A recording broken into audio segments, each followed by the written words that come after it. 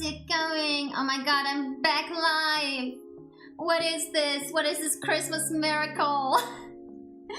Konnichiwa, konnichiwa, konnichiwa, konnichiwa. Right, and Conrad's show represented on YouTube. YouTuber.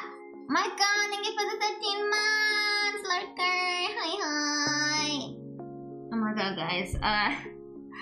I had so much yapping motivation for today that I'm right now, however, being like head empty, no thoughts, head empty, wrong. Wrong order. Never settle. It's not sassy, but Conrad here. This is the gaslighting I have to deal with, chat. Drury keeps insisting I'm sassy. Kumatori keeps insisting I'm evil. I'm neither, but... What's up? How's it going? There are no model updates yet. They will be done by the end of the year, by the way. So the art is done and the rigging is in progress. Just wanted to give you guys an update. Empty is always good for a yapping stream. Not when you struggle to start talking. I'm looking. The bitrate looks stable. I'm not a pixel. Where have you guys been? I know I've been complaining a lot about the move, but do we just dive in? Do we settle first? How do we do this? Right, Konrianoras. How does this yap session streaming thing work? Yeah. No complaints, only facts. Thank you for the 9 months subscription. Right. I kind of feel bad for you guys because with the planned experiment for the beginning of next year, when I'm gonna be streaming on YouTube for a while, you guys will lose all of your streaks. Thank you for the 32 months, Anoras. Eren Anoras. Right. Oh, Sarah! Arigato! For the 5 gifted. Thank you. Now we want. I just don't want to make you guys pay when it's not like. Oh, by the way, did you see I put the Wheeze emotes? I updated the emotes. I replaced some that I saw that you weren't used much, and you guys should have the Wheeze back and the oi, and also the Ipi Tomonyan. No such thing on YouTube though.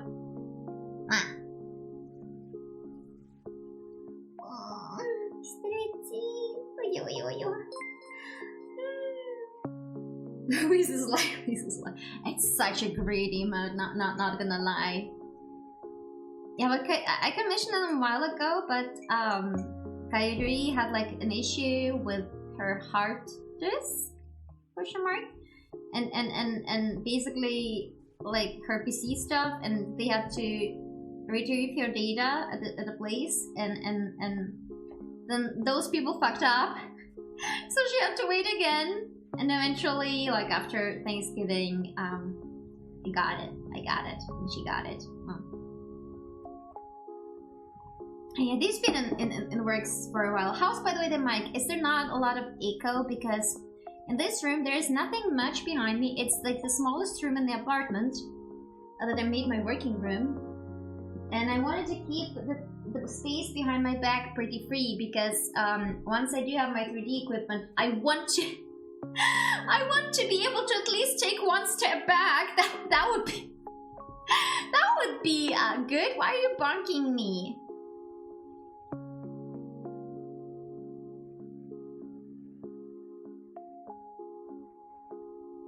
Yeah, no, but everything went well. Nya, I'm gonna get a bonk for the Tomonyans, and then I can bonk you guys too. I should totally. Oh, God damn it! I should have taken the opportunity and requested Taktoki to withdraw the bonking. Well, you know how that works. Oh yeah, shall we start with the move? Shall we start with that?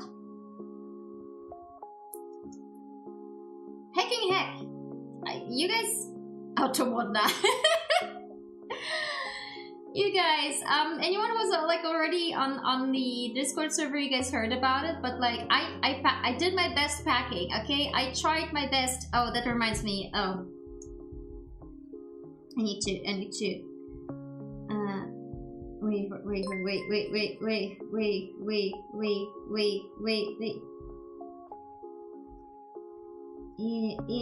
Wait, ちょっと待って。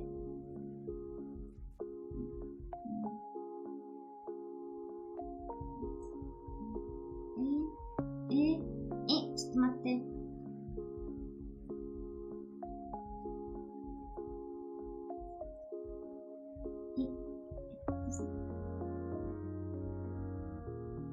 Okay, done. I keep forgetting. Okay, thank you for the 10-month subscription. Okay, I did the thing that I forgot, that I kept forgetting, that I was just like, I'm gonna do this. And then I didn't do it. I needed to communicate when the person can come pick up the sewing machine that I sold. Because it's supposed to happen on Sunday, so I was like, fuck, I need to tell them. Otherwise they're not gonna know. Yeah, I missed you guys too. I miss streaming a lot. You know, I complain about it. But yeah, I did a lot of packing, also a lot of last-second packing. I tried to get rid of as much stuff as humanly possible. Oh yeah, that's the one thing I forgot as a streamer. Which I also was thinking, oh, yeah, right, I need to turn on BTS React. And then I did not turn it. There we go, thank you. Thank you, Fuji, Kandri. But yeah. Actually, I was like, okay, I got rid of so much stuff. Like there was over 10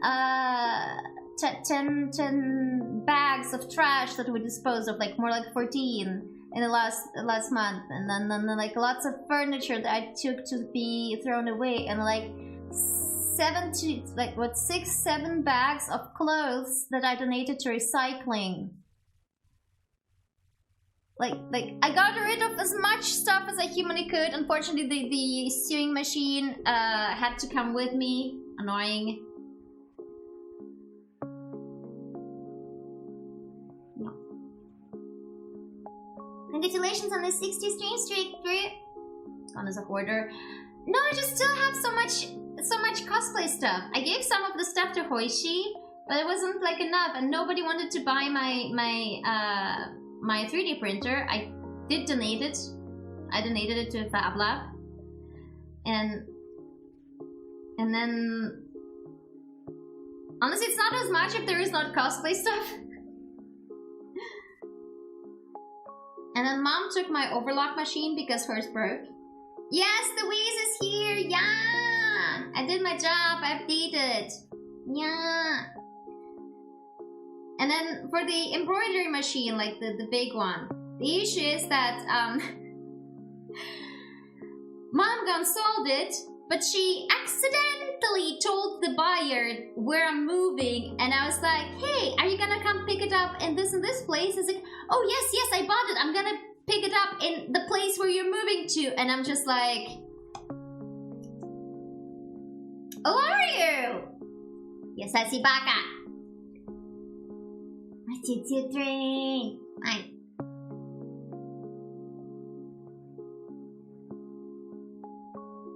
Balloon pop? Ah! Is that what the emote is?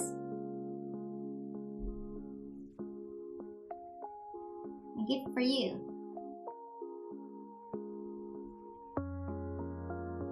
Ah! Balloon poop! Was balloon pop? The balloon isn't popping. Of course it's not popping, it's pooping. Oh, for goodness sake. Booty! Hello on YouTube! Yeah, I haven't found out the perfect screen configuration. Oh my god, YouTube chat needs to be a bit smaller. And the perfect position for my iPhone. The thing is, I'm still using the old phone holder. I, technically speaking, have a new one. I just don't know in which box it is. I haven't gotten... Because I'm working most of the time, and then by the time I'm finished with work, it's already dark outside, so I don't feel like unpacking anything, because it's dark.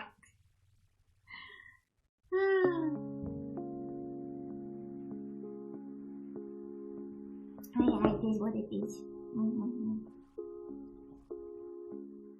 So yeah, it is. Oh my god! Just right now, because I was like, okay, I have an emergency mouse, and then I plug it in, and then the left mouse button doesn't really work.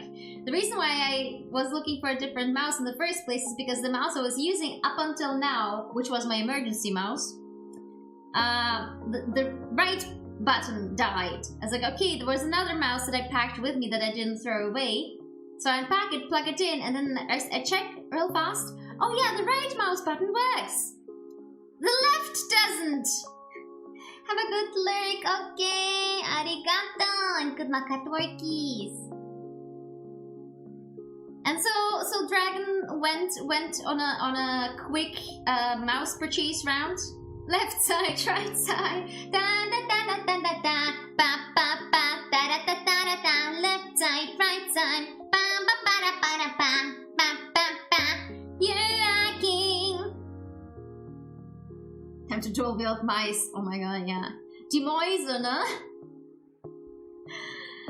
So I got myself a Bluetooth mouse because it was like the cheapest thing that I spotted on the shelf on the Quick, and it was pink.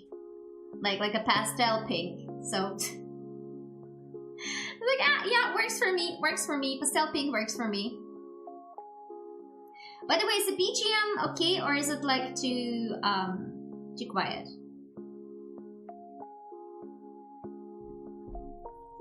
Alright.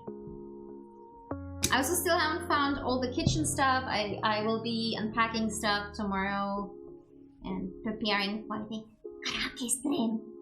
Yeah. So I have flavored water for drinking now that I finished my teacup. Oh yeah, and oh my god, Google sent me through some weird places because there's lots of shopping centers here, but they're planned. Yes, karaoke stream. No, it's just gonna be karaoke. The way the routes to the shopping centers are planned so that people with cars can access them best. Not fucking pedestrian peasants like this dragon. And so Google Maps was like, they did calculate the best way to, I could try making karaage on stream. I do owe you guys a cooking stream. I promise you guys also 2 very weird and scuffy cooking videos as a replacement. I still have not gotten to work on them. I'll do it. I just need time. I just have other stuff that's more priority than that. Honestly, it's kind of annoying because I have some evergreen content I wanna put onto my YouTube channel, but it's like I don't even get to it. It's been so vexing this entire time. I need to do this, I need to do that. This is urgent, that is urgent. And I'm like, yeah! I want to do stuff! Stuff makes me happy and my own pace and for myself. And also basically, back to Google Maps. It is like, I left the main street. TTS is back too. Yeah, it is. Also, Yeet is also back. Should be. Where was it? Yes. So Google sent me.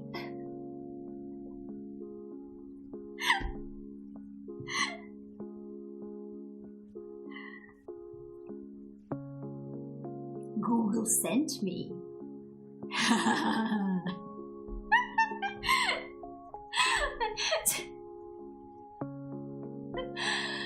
Oh my god. Yeah, right, where was I? And like there was one street, the first street, the moment I left the main street, it was like there was like rows of family houses, you know, Einfamilienhäuser, no? But like where there's one family per house. And it's like looks like a nice space with families, with people who have money. Like not big rich money, but like upper middle class kind of money. Well, like with Christmas decorations and shit. And not a single street light was on. And I was like, how the fuck do you guys live here? Why are none of your street lights on? What the fuck? So I had to turn on my phone torch to walk through that street. I mean, there was lights from the decorations, but it's like not the same thing. Like, what the fuck, people? And eventually, okay, that's fine, it's fine. I made it, and then it told me to turn left. And then it took me, I keep walking, okay, there's lights from some of the shopping, from the other shopping center, yes, and I keep walking, it gets darker. There is no street lights. There is some sort of shapes that look like it's like semi-construction site going on. And I'm just confused, and there is no light, and that's the part where I started sending Discord messages. Why the fuck is it so dark? Google Maps, where are you taking me? But I made it safely, and I found a better way. It wasn't the fastest way, but it was like properly illuminated way. And on my way back, I got some fresh kitty grass and my kitty's favorite treats. They haven't actually received them yet. Right now, they're sulking outside of the door because I locked them out. But yeah, I made it with a mouse. They had some suspiciously lying like games. Oh, Christmas season, and they have like Legend of Zelda, Tears of the Kingdom for the Switch, and then like those classical Nintendo games, the Peach Showtime, the Mario and Luigi, those ones. It's like, oh, let me check out the prices, and there's no prices written on them, and I'm just like, kind of sus. Yeah, no, they were like 55 francs, and I was like, nah. 55 bucks, I was like, nah, I have enough games. I need to still try out that Jamboree that I bought. I need to do it with you guys. Maybe we can do it as a last stream before the end of the year, if any of you have it. Or you can observe me getting whacked by PC, by AI, by bots. Yeah, dark construction sites are pretty creepy. Agreed. But it wasn't like construction sites, but it was like so eine Tonne, wo man halt so wenn man Mulden-Dingen hat, wenn man so graben muss in den Boden und man so Bodenkrams hat, so eine Mulde, wo man das Zeugs drauf tut und so Scheiß. When you dig up on a construction site, when you dig up like a little bit of ground and you have this container for the ground, that was there, and some barricading stuff. So I was like wondering, because there was no proper illumination, I was like, can I even pass through there, or is there like a barricade waiting for me because I can't see shit? But yeah, no, I made it fine. It's just like there's not a single soul inside, no cars, no nothing. I just not even illuminated place, and I'm just like, where the fuck am I? Well, the media market in one of the cities I frequent does not have prices for duties included. So you want to see the price, you have to look online and scan them yourself. So, you know, it is a selling strategy. Like, oh, you want this thing? Well, do you want it badly enough? And then, Crimson Dragon, hi Condri, thank you for the advance. And they think like if you don't put on the price and the people already take it to the cashier and cashier scans it, they're gonna be like, oh well, we're not gonna put it back if the price is too high. We'll just have to pay it. They just assume people are just gonna be like not bothered enough to put it away. But yeah, I just looked it up on my phone. I was gonna ask one of the people of the clerks there, but they were all busy, so I was like, oh fuck it, I'll just look it up on my phone. But yeah. How's it going? But yeah, back to the move. Yeah. So the guys told me they're gonna arrive at 8. They arrived like at 8:25. Cool. It's fine. Punctuality, what is that? It's fine. And then they're like, oh, we're not gonna start until we see the thing. And I'm thinking like, the fuck are you expecting to see, bruh? They look at it and say, yeah, okay, we can start. I screenshotted the time when they started. And we were finished in like almost an hour. They had to transport something small outside, like one last thing before I left for the train, because obviously I needed to be there earlier so that I could open the door for them. And it was a convenient train where I would have to change the train like only once. I think. No, I needed to change it twice, pardon. But like, it was either going now and then, or be stuck for another hour with nowhere to go, so I left. And that's when funny shit started happening. Like, I arrived, the floofers, I've been posting some pictures of them at travels. The floofers were fine, fairly relaxed. I mean, ain't Merlin's first rodeo, he's fine. And because Merlin was chill, Arthur was also like chill. I was chill, Merlin was chill, Arthur was chill. At one point I did have to quickly go to the toilet, to the restroom, and then when I came back to the kitties were like panicking. There was panic! There was panic written on their faces! But yeah. And then I arrived, Mom Gone has arrived, we were sitting there, we unpacked some of the stuff that I took in the suitcases with me, and we're like, okay, where's the guys? And so I called them, at least the main phone, because I had no way to contact the people in the car. And I was like, oh yeah, we're gonna contact them. And then they later called me back and said like, oh yeah, they're stuck in a police control. And I'm like, what do you mean police control? Why are they stuck in a police control? Why would police need to control you guys? What the fuck? Where are you guys smuggling something? You're doing a smuggling operation using my move or something? What the fuck? Why do you need police control? But apparently they really did have a police control. Whatever. They arrived 7 hours instead of 3. They took 7 hours to get here. They apparently also had to open every single box for the police control. Fucking lovely. So, by the way, one of the shoe shelves is no longer usable because they lost half of it. I haven't opened every single box, but I sure as fuck hope they haven't lost the rest of my manga and my figurines. Or broken them. But since the vitrines are still packaged up, I can't really check it because there's no point in unpacking. But at least the 2 expensive ones seem to be fine, and for the rest, I'll just... Well, Amelia is also still expensive. If they did anything to my girl Amelia, there's gonna be... I'm gonna leave them, I guess, a shitty review because I can't get my money back. And the funny shit, there's like, oh well, it's not our fault that we're this late. I'm like, well, it's not my fault either! Oh my god. And then there's like, oh well, there's 4 people unpacking instead of 3, so we're gonna charge you more. And I just left Mom Gone to handle it because I really didn't like the boss guy that arrived with them. He leaves the impression of being basically an asshole, like a sleazy asshole. And I let Mom Gone handle it. The lady that cleaned also did a poor job cleaning. And when the lady that was taking the keys from me, the landlord rep at the old place, she's very professional. She's basically going through everything by protocol, pointing all the things that need to be cleaned. And that lady, she's like, at some point, she's just angrily wiping the what do you call them? The blinds. Like, angrily cleaning in the background. And I'm just like, what are you, a meme? Also, I think the lady that so there's this thing in the I left. See the place I used to live in before moving.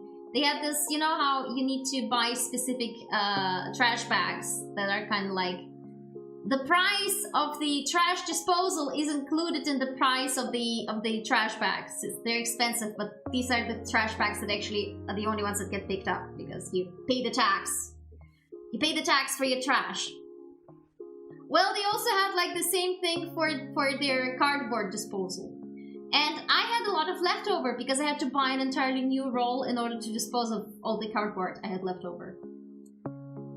I think the cleaning lady stole that because I left it behind for the person who was taking my apartment over, so that when she arrives, she would have at least that, like almost an entire fucking roll. And when I arrived to check the cleaning, you know, to hand over the keys, I saw that stuff went missing.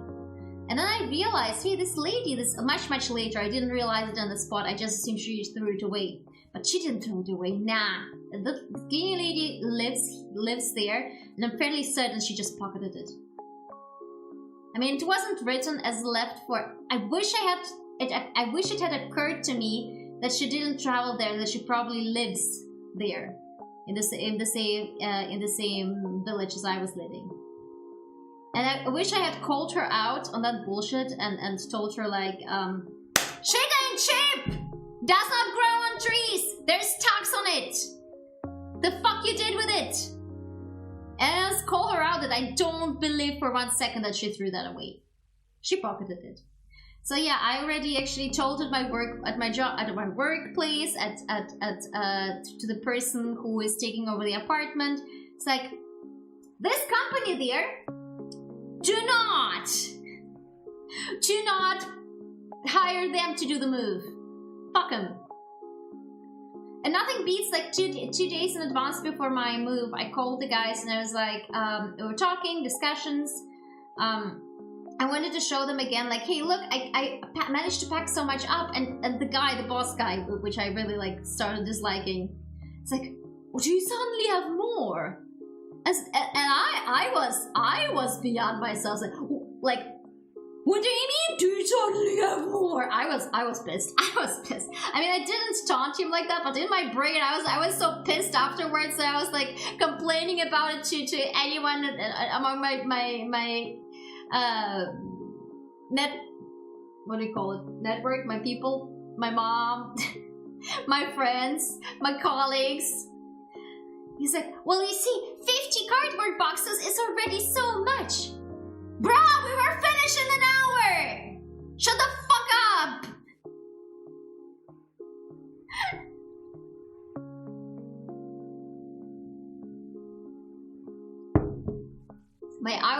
I was really upset back then when he said that.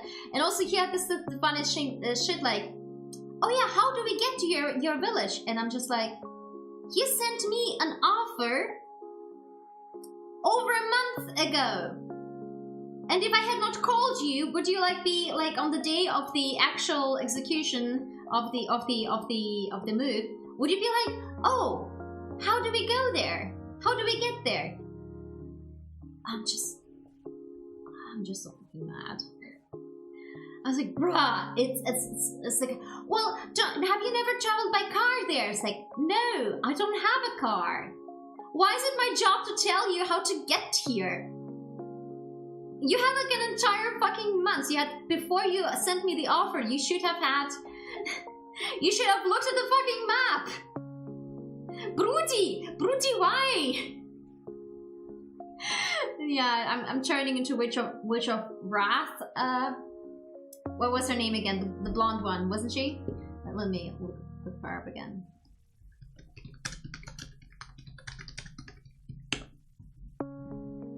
Minerva, yeah, Minerva.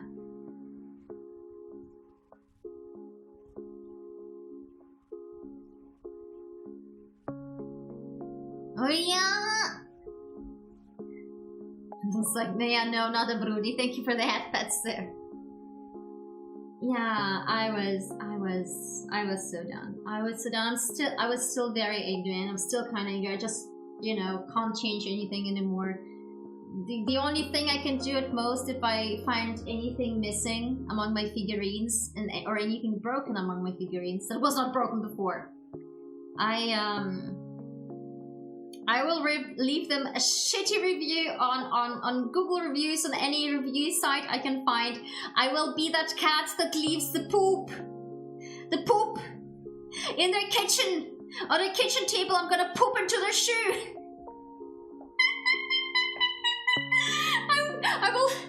I will become cat and find where their shoes are, where they live and where their shoes are, and I'm gonna poop. Sorry. I'm gonna be that shithead that leaves shitty reviews. No, I'm just pissed. It's fine. Yeah, otherwise it's fine. Aside from the dying mouse, that is fine. There is no internet in this house. This is also fine. It's not, but like I strongly assume that considering that the ISP who has no business, here's what I'm gonna go ahead and say. Some people need to be more aware of the customer data protection. So when I was calling the ISP, the other department that's responsible for installation of glass fiber, after my new landlord representative told me that he already submitted 2 requests and called them. So I called them too, and the dude who was working on the phone has no business working the phone. Because, number one, he told me for which other houses my landlord has requested the glass fiber thing, which is like, I don't think I'm supposed to know that. I know it might not be critical data, but like you have no business telling me for which other houses things were requested. That's not how data privacy of your customers works. And then he started blaming everyone the situation on. He started with saying, well, the previous administration, they didn't want to have glass fiber, so it's been blocked. And it's like, okay. Well, the current administration is at fault. Okay, well, you're at fault for moving into this house. Bruh, I don't care who's at fault. I care that this shit gets fixed. And then he's like, well, you see, it's different. The request to activate. This is the thing. He said, like, to activate the glass fiber. He didn't even say things like, oh, to pull the glass fiber into your apartment. No, he said to activate it in their system. Oh, it can take a day, maybe a month or 2, up to a year. And I literally let him hear it in my voice. I was like, what do you mean a year? Like, are you shitting me? Like, we're not in the 90s anymore, bro. What? I forget it. Even in the 90s, it shouldn't have taken a year to activate. Like, to activate that there is actual internet being supplied to the glass fiber to this house. So yeah, but I've been stressing my landlord basically to. Right now, I'm paying and not getting anything. So, like, what I'm gonna do next week, because next week is the last week before my landlord goes on to holidays, like the company, the administration company. What I'm gonna do is, like, Wednesday-ish, if I don't have any news, I'll call them and tell them, looky here, I am paying for big internet package. Oh, this is a funny thing. Another representative of the landlord was like, oh, but why did you purchase the big internet package if you weren't certain we had internet? And I was like, I did not. Okay, so I don't know if I'm good with addiction, but like he was like, why did you purchase the internet big internet package if you didn't know about the internet situation here? And I'm just like, does he think I suddenly came into being from a vacuum? That I would not have internet in my previous apartment? That the moment I move, everything gets terminated and it's fresh from a vacuum? From nothing. I came into existence as I rented this apartment. Look, of course I was paying for an internet package before. Bro, have you ever moved? Do you have internet in your apartment, or are you just also on fucking mobile data? What the fuck?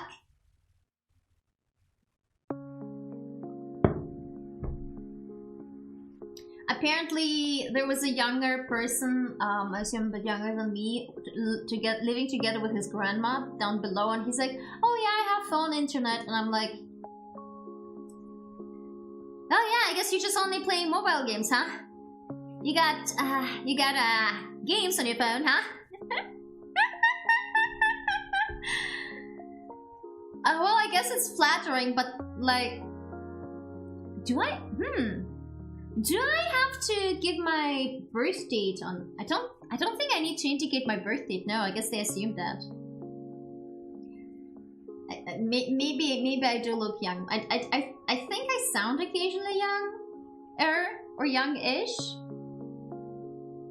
But like yesterday I sent them, like I told you guys, I sent them this 3-part email of all the shit that's wrong with this apartment, and I'm just I think they know, like, I'm kinda pissed. Sure, I also feel bad for them, because clearly they were not aware of this. I told the guy on the phone, it's like, look guys, I don't think you tried to maliciously fool me into signing up for your apartment without telling me that there's no internet. I believe you guys that you had no fucking idea. Because if I'm like the first person moving freshly into this apartment, into this house block, and everyone else was fine with no internet until then obviously I'm gonna be the first person to bring it to their attention. And since they have requested it for a total of 4 houses, I assume they had new people in all 4 houses who came to the newer apartment with a sudden realization. Well, what the fuck do you mean there's no internet inside of this house? No, there's not. Just check shit, nothing. My ISP said they have no internet data on anyone inside of this house. And Mom Gone was able to reach the neighbors downstairs, and they said, oh yeah, no, there's no internet inside of this house. I assume none of these people have internet. Look, touching grass is all nice, but like most of the bills these days we pay through e-banking, communication with your insurance, also internet, submitting your bills to your health insurance, internet. Exactly, Lurka. How do these people survive? And I know they order shit online because, okay, they can do it from phone, but I hate ordering shit over phone. Like, I hate the small screen. If I can do it on PC, I prefer to do it. Oh yeah, sure. They ordered shit from Zalando offline. They ordered it from the Swiss clothes store. They ordered it online. The online only store. They ordered it offline. From the online yeah, they ordered it from their phone. I don't want to throw the I'm in my mind I'm kind of throwing them under the bus right now.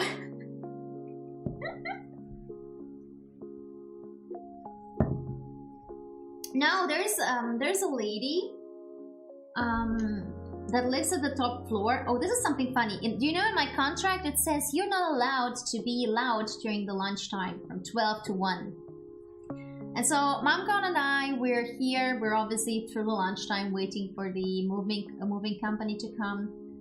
And there's this I've seen her later, lady, and in her apartment she's playing music very loudly.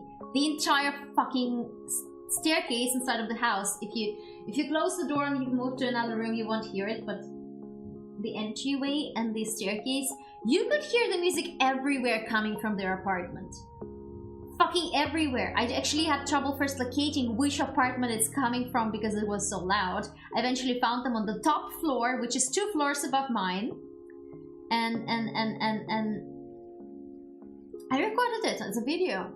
Like walking from the apartment where the music was coming from downstairs to mine. It's like, in case anyone fucking complains, I'm gonna play that video back to you. I'm kidding, this is blackmail. But most of the time, I rarely hear voices. Sometimes when they're loud in the evening in the staircase or outside. Do you think 13 degrees in an apartment is too cool? Yes, but I have no idea how many degrees in this one are, so sometimes it's cold. And also recently during one of the days when I was working, I had there was some stuff that was loud. There was loud noises, and I had this thought that sounds very disturbing when you vocalize it. Brace yourself, guys. What went through my head was, I hate the screams of children.